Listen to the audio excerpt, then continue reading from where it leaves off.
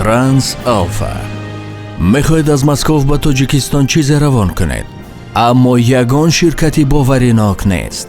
ширкати Транс Алфа ин вазифаро ба зимма гирифт, то ин мушкилеро бартараф кунад.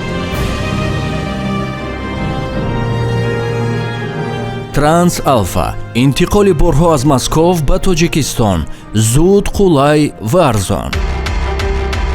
якум, мо пешакӣ маблағ намегирем, боратон ки ба Тоҷикистон расид баъд.